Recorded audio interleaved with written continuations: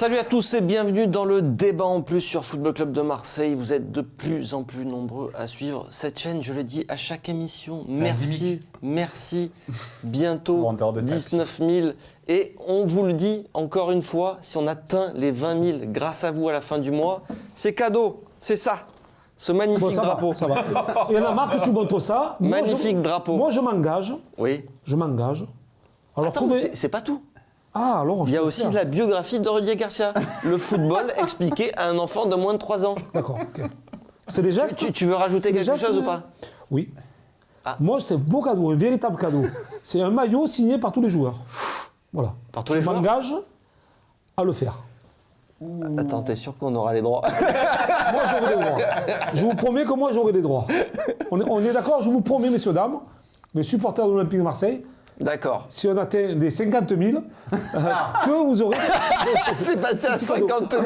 C'est pas ce que tu voulais? Non, j'ai dit 20 000, moi. Ah, 20 000. Ben, moi, j'ai dit 30 000, voilà. On est d'accord? Allez, 30 000. Voilà. Alors, les élections, ça arrive bientôt. Hein. Bon, on est vraiment au marché. Et si jamais on atteint les 50 000, moi, je fais un chèque de 1 000 €. Ah ouais? Mais je vais faire voter toute ma famille parce qu'on est nombreux, on va y arriver. Ça va mal finir cette surenchère. C'est vrai? J'ajoute une voiture. Une voiture. Ouais. On va faire la loterie, non? Alors c'est poker foot. Allez, le débat en plus, quel est-il? Mario Balotelli est-il devenu déjà indispensable à cette équipe? Et ouais, en 3 matchs. 3 matchs, 2 buts. Est-ce que... 2 matchs et 20 minutes. Ouais. 2 matchs et 20 minutes, 2 buts. Il a été à Dijon bien présent quand même. En patron. Il est allé se chercher des occasions tout seul. Vaut mieux quand on est collectif. Ça aide. Indispensable déjà ou pas? Je ne vais pas dire indispensable, mais je vais dire très important. Important pour cet effectif parce que c'est une personnalité, c'est un joueur qui a du caractère et du charisme et qui est capable à un moment donné de secouer tout cet effectif-là. Et aujourd'hui, il s'est imposé dès le premier jour qu'il est arrivé, en marquant un but, en démontrant qu'il avait les qualités pour jouer dans ce club-là, pour faire plaisir à ce public marseillais parce qu'il aime ça. Parce qu'il ne faut pas oublier que Balotelli est un joueur qui aime le public. Il aime quand c'est chaud, il aime quand il y a de la ferveur. Et là, il est tombé dans le stade où il fallait tomber. Donc après, je l'avais dit aussi avant son transfert au mois de décembre, que s'il venait à Marseille, ça serait une bonne acquisition. Je pense que pour le moment, je ne me trompe pas. Nico, est-ce que tu es d'accord s'il est déjà indispensable? Oui, c'est évident. Entre Mitroglou en dépression et Balotelli ravi de rejouer au football, c'est 2 mondes. Hein. Et directement adopté aussi par, directement adopté par le vestiaire. Parce que, oui, par le vestiaire. Moi, je pense qu'il s'est vite imposé. Le vestiaire, ils ont besoin d'un peu de vrai leader. Ils n'ont pas trop le choix.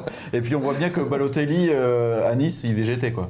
Il était dégoûté de ne pas être parti cet été. Il attendait, en fait. Il attendait, c'est pour ça qu'il était pas très bon, parce qu'il n'avait pas envie, en fait, tout simplement. Et ce jour-là, quand il a envie, c'est quand même un autre genre, quoi. Là, on l'a vu. Face à Reims, c'était pas non plus génialissime, mais c'est ce fameux aussi système avec le seul attaquant perdu seul sur une île en pointe. Quand tu t'es un bloc un peu plus haut, que tu as un peu plus de ballon, que tu as un vrai attaquant, tu vois tout de suite la différence. Quand même. Ça change, Morad, d'avoir un vrai numéro 9 dans cette équipe? En fait, ça change d'avoir Balotelli qui a envie, comme l'a dit Nico, parce que c'est ça qui change tout. En fait, si Balotelli avait eu envie toute sa carrière, il serait inaccessible pour l'Olympique de Marseille, il serait à la Juve ou tu vois à Liverpool, mais pas comme il a été à Liverpool. Enfin, c'est un joueur qui a un talent exceptionnel. À la base, c'est un joueur vraiment exceptionnel. Mario Balotelli, c'est un avant-centre comme on en fait peu. Mais c'est aussi un mec qui, dans sa tête, c'est un mec qui, comme on en fait peu. Les filles sont dénudées, en fait. Donc un bon caractériel. En fait. Voilà, et puis l'OM, c'est un club comme on en fait peu. Donc bon, si tout ça se rencontre au bon moment, ce qui semble être un peu le cas, ça marche et forcément, au niveau du talent, il est au-dessus de la Ligue 1, de toute manière, Balotelli, c'est clair et net. Moi, je pense qu'il fallait un club comme l'OM. Pourquoi? Parce que c'est un club qui a un projet, qui a des ambitions, qui a des supporters, qui a un budget. Qui a un budget aussi. Alors, même si ça ne marche pas, ça n'a pas marché comme tout le monde aurait voulu. Je vais être obligé de te reprendre. C'est un club qui avait un projet et c'est un club qui avait un budget. Non, mais peut-être que ça peut repartir. Le budget, il est toujours, parce que l'actionnaire principal. Balotelli tombe. Il est un peu en suspens parce qu'il y a le fair play financier qui regarde et si t'es pas sur le podium, parce qu'il y a quand même. L'actionnaire principal, puisque c'est quasiment le seul, je pense qu'il a de grosses ambitions. Il ne veut pas se louper. Je pense que. En termes de il a envie et il a très bien compris T'en es vraiment sûr de ça? Parce que moi, je le sens pas comme ça. Je sais pas pourquoi, mais... Non, mais après, ça sera l'objet d'un. Mais il a vu la grande des supporters. Oui. Je pense qu'il s'est rendu compte quand il est venu au Vélodrome. Oui. Et qu'il y a eu beaucoup de banderoles, qu'il y a eu beaucoup d'injures, entre guillemets. Il a mis l'argent. Qu'il y a eu de la révolte. Oui. Il a mis l'argent. Mais il dit, attends, j'ai mis autant d'argent pour rien. C'est pas possible. C'est ce qui a insisté aussi à prendre Balotelli. L'argent, il l'a mis. L'argent, il l'a mis. Le problème, c'est que ça a été... En fait, c'est un actionnaire qui a des ambitions raisonnées, qu'il a vendu un petit peu de manière déraisonnée, mais c'est un actionnaire qui a des ambitions raisonnées et qui a mis l'argent pour que ses ambitions soient réalisées, parce qu'on va encore le rappeler. Moi, au moment où je termine mon dossier, il a mis 250 millions d'euros, un chiffre qui était confirmé par Jacques-Henri Hérault, plus le rachat du club, plus une dernière augmentation de capital de 31 millions d'euros. Donc le mec, il a mis plus de 300 millions d'euros dans le club. À mon avis, il ne va pas en mettre beaucoup plus, sauf s'il est forcé, parce que c'est aussi un mec qui a des moyens limités. C'est 2 milliards, c'est déjà pas mal, mais voilà, le mec, il ne va pas mettre la moitié de sa fortune dans l'Olympique de Marseille. Il a mis l'argent. Donc là, en fait, cette année, ça devait être le moment où les ambitions devaient se réaliser, c'est-à-dire t'obtiens l'exploitation du Vélodrome et tu vas en Ligue des Champions. Donc Balotelli, ça faisait partie de tout ça, mais à mon avis, Balotelli, ça faisait partie de tout ça en septembre, pas en janvier. C'est ça, il est arrivé 6 mois trop tard, Balotelli. C'est la question. Effectivement, tu fais la transition. Ça aurait changé quelque chose? Tu penses vraiment ça aurait changé la face de cette saison? C'est des football fiction qu'on fait. Oui, mais d'accord. Mais je pense que oui. L'été dernier, c'était le feuilleton, il devait signer. Bah, s'il signe l'été dernier, parce qu'a priori il y a une guerre d'ego, c'est un jeu de mots. Il y a une guerre d'ego avec Hérault et Nice juste pour 2 millions d'euros. 2 millions, je crois, oui. Quand tu vois le salaire qu'il prend, bon, tu te dis... on passe selon Hérault. Hérault, il a réfuté cette théorie. Pas selon Hérault, donc bon, bref, c'était bloqué.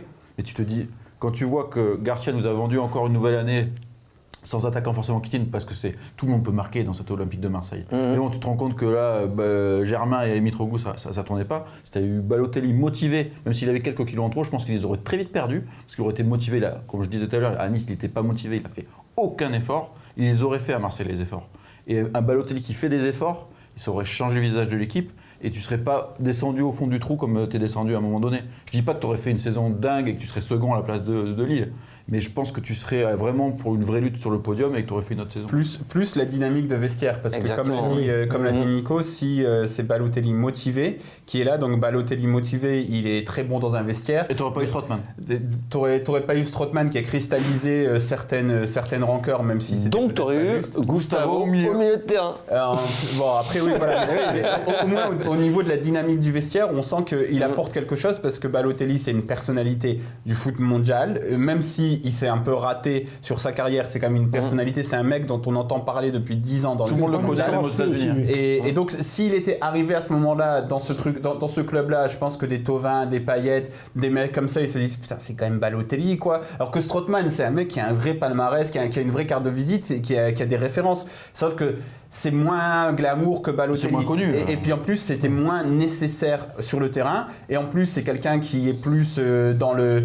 Il est plus dans la demande que dans l'apport. Il est moins dans le talent aussi. Il demande des efforts, ce que je pense est très nécessaire en Ligue 1, alors que Balotelli, il vient, il te donne du talent et les efforts, tu vois, si t'es Payet, à mon avis, Balotelli, Payet au niveau des efforts, ils doivent bien s'entendre, tu vois, mais au niveau du talent aussi. En fait, ça va être le relais de l'entraîneur. Hein. Balotelli, je pense que ça va être le relais, parce que quand Garcia va dire des choses qui ne sont pas respectées, Balotelli est capable de reprendre le relais et de secouer ses partenaires. Parce qu'il faut savoir que très souvent... secouer... Moi je cours pas, mais vous courez les gars. mais après chacun son job. Balotelli est là pour marquer des buts.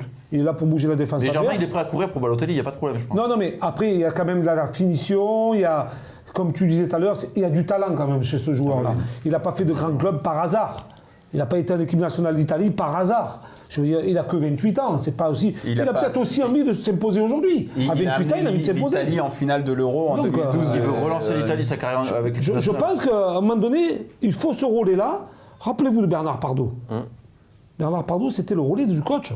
Jean Tigana. Et c'est souvent des joueurs comme ça ont un charisme, qui ont de la personnalité. C'est des mecs différents, tu vois, c'était des travailleurs, parce que Balotelli, c'est un mec qui va engueuler, s'il va engueuler Thauvin, Campos, s'il est pas, si le ballon lui arrive pas. Comment ils vont le prendre? Ils sont obligés de l'accepter parce que c'est Balotelli. Donc ils vont peut-être mal le prendre, mais tu vois, Balotelli, c'est pas pareil que si c'est Germain qui te le dit, quoi. Voilà, on va se bouger le cul. C'est la plus grosse erreur de ce projet, d'avoir tout raté en fait sur ce poste d'attaquant en fait. Là, aujourd'hui, et là, c'est ce que l'OM est en train de payer ou pas? On s'en rend compte, hein. On se rend compte que si aujourd'hui on se retrouve 6e au classement, c'est qu'on a manqué d'un buteur, d'un véritable buteur. Je ne parle pas de Thauvin parce qu'il a marqué des buts, 11 buts ou 12 buts, je ne sais plus exactement. Mais si on avait peut-être un véritable avant-centre qui claquait des buts, peut-être de gagner, même quand tu jouais mal, de marquer le seul but qui te donnait les 3 points, aujourd'hui peut-être que tu serais véritablement à la lutte avec Lille et Lyon. Et tu ne serais pas descendu à la cave psychologiquement. Oui, aussi. Et puis, je vais reprendre ce qu'on a dit tout à l'heure, le fait de ne pas avoir pris Balotelli, ça a fait venir Strootman, ça a doublé un poste, ça a complètement déséquilibré le vestiaire. Un bon joueur, ça a déséquilibré Non, c'est pas le joueur lui-même. À un poste où tu avais déjà un taulier. Donc ça a déséquilibré l'équipe, le vestiaire. Enfin, tout ça, c'est the butterfly effect. Et non, et ça a tué aussi Lopez. The butterfly effect. Non, mais t'as le petit Lopez aussi qui était un peu l'effet papillon, la victime de cette arrivée-là. Parce qu'il voulait faire jouer Strootman avec Gustavo au milieu aussi. Oui, aussi. Je pense pas que Garcia, il s'était pas dit directement je vais le laisser derrière, Gustavo. Mais c'était Lopez et Sanson qui pouvaient sauter aussi. Donc, ce choix-là, c'est pas le choix de Strootman. Moi, je pense que Strootman, c'est un bon joueur. Et si malheureusement Gustavo part en fin de saison, on verra bien que c'est un bon joueur. Oui. Mais le fait est que de l'avoir pris, ça a rajouté une concurrence à un poste où c'était pas forcément la priorité. Enfin, c'est le départ de Zambo qui a créé tout ça aussi. Mais de dire aussi que c'est la plus grosse erreur, bon, on sait que en fait c'est le poste de neuf qui est une grosse épine dans le pied depuis le début de ce projet, parce que d'avoir fait venir Mitroglou qui a des qualités, mais dans une équipe qui va jouer complètement différemment, donc ses qualités, elles seront complètement inconnues, comme Germain. Enfin, t'as mal recruté au poste d'avant-centre. De manière générale, t'as assez mal recruté. Donc Balotelli, c'était une opportunité.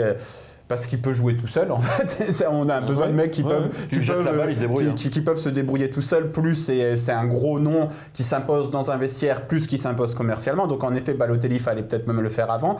Mais après, t'en as d'autres, des erreurs comme le fait de prolonger Garcia en octobre, tout ça. Est-ce que t'aurais pas dû attendre, même au moins pour le prolonger? Moi, je pense qu'il aurait fallu le laisser dans l'incertitude, qu'il aille jusqu'au bout, qu'il ait un peu la grinta, qu'il nous qualifie en Ligue des Champions, qu'on arrête de mettre tout le monde dans un confort absolu. Et après, on voit. Mais moi, je pense que voilà, 3 ans, c'était bien pour un coach, et puis après changer de coach.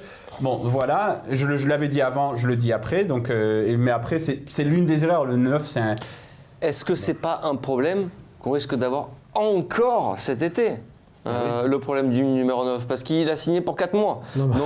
Donc ça va être rebelote. Il faut savoir ce qu'on veut quand même. Au mois de juin, on va se dire, bon, mais alors Mitroglou, il est parti pour 2 ans, on n'a plus d'attaquant, il va falloir encore renégocier et se trouver un numéro 9. Alors là, je ne comprendrai plus rien. Parce que si on prend un joueur juste pour 4 mois, en se disant que... Mais si tu n'as pas la Ligue des Champions, tu ne peux pas le garder. Mais c'est quoi l'ambition au club alors? C'est l'ambition, c'est la Ligue des Champions. C'est de choper la Ligue des Champions. Quel numéro 9 tu vas prendre si Balotelli s'en va? Tu l'as gratuit. Il est gratuit. Au mois de juin, il sera gratuit. Tu sais qu'il va falloir allonger. C'est qu'il n'y a pas d'indemnité de transfert. Oui. On est bien d'accord. Voilà. Et est-ce qu'il sera motivé, tu vois, une deuxième saison? Là, il a un état d'esprit qui est parfait. Il joue 3 mois. Il est en mode commando, mais justement, est-ce qu'en septembre, tu vois, il repart avec le même état d'esprit? On sait très bien que ça va dépendre de la fin de saison de l'OM. Si l'OM fait une belle fin de saison, ça dépendra que le public revient, qui va rester, ça dépendra du recrutement qui va se faire et du projet. Ça dépendra du nombre de buts qu'il va te mettre, parce que s'il te met 10 buts en une demi-saison, Mino Raiola, il va pas demander le SMIC et 3 mars. Déjà que là, il n'est pas payé au SMIC. Il va être en position de force pour négocier, parce que toi, en fait, comme tu as été en position de faiblesse, parce que pendant l'été, donc tu as dit, moi, je suis en position de force, on surpaye pas les joueurs, tout ça, donc tu t'es mis en position de faiblesse extrême pour l'hiver. Voilà, comme tu as joué au mec qui se met pas en danger en été, tu t'es mis en position de faiblesse extrême en hiver. Donc maintenant, tu as pris le mec en dernier recours avec ce qu'il voulait, comme il voulait, et donc en été, tu vas te retrouver à sa merci, parce que ce dossier-là, tu l'as géré n'importe comment, quoi que tu puisses dire. Et ça sera aussi une question d'argent, parce que là, le fair play financier, au niveau de la masse salariale, il va falloir qu'il y ait des départs. Non, mais à un moment donné, Thauvin va sûrement partir, peut-être Gustavo. Voilà. Donc, il va y avoir aussi, il faut libérer la masse salariale. S'ils arrivent à en libérer suffisamment et qu'il y a un vrai projet que Balotelli est intéressé, je pense qu'ils pourront trouver un accord. À un moment donné, on financier. parle de recrutement, mais on parle aussi, il faut parler de départ. Parce qu'on est combien d'effectifs 25, 26, 26 pros, un truc comme ça. Il y a des salaires énormes. À un moment donné, ces salaires-là qui ne jouent pas, déjà, il va falloir retrouver le port de sortie. Oui, voilà, c'est ça Abdenour aussi. et Bochan, déjà, il va y avoir des départs. Ouais. Rolando. Ah oui, il va falloir trouver des ports de sortie. Abdenour. Ça, c'est fini. Ouais, mais bon, c'est quand même un salaire de moins. Ça nous fait, oui, ça a coûté. messieurs, un mercato estival qui s'annonce, ma foi, passionnant. Ah, il est Très content. chaud surtout. Hein. Très chaud. En tout cas, on est content que Balotelli soit là parce que Il nous redonne un peu de baume au c'est cœur. une attraction en fait sur le terrain. Exactement. Et puis vraiment, moi, ça fait des années que Sur Instagram aussi, je le sur regarde, je le regarde en me disant que c'est un gâchis, mais d'un autre côté, à chaque fois qu'il marque de but, je me dis. Ah, quand même, quel con ce mec. Mais Deux mots sur la il est attrayant, quoi. sur la petite polémique de la vidéo. Costas, t'es où? Non, un mot là-dessus. Thauvin, il l'a tué. En fait, Thauvin sur Oui, il l'a Twitter l'a tué dans l'œuf en envoyant un truc à Costas. Et en fait, apparemment, c'est une blague qui se faisait entre eux de dire Costas, t'es où avec Florian Escalès. Et Costas lui a répondu les vampires sont partout, veulent du sang. Donc, Veulent du sang frais. voilà. Ok. Messieurs, cette émission s'arrête là. C'était le débat en plus. Est-ce que, dernière petite question, vous avez vu ce très beau stade de Dijon. Elles sont belles les LED, non? les LED de ce stade. Ouais, mais LED Project. Non, je vous conseille, allez sur Wikipédia. Les LED sont très très belles. Merci Nico, merci Mourad, merci Jean-Charles, merci à tous. À très bientôt sur footballclubdemarseille.fr. N'oubliez pas.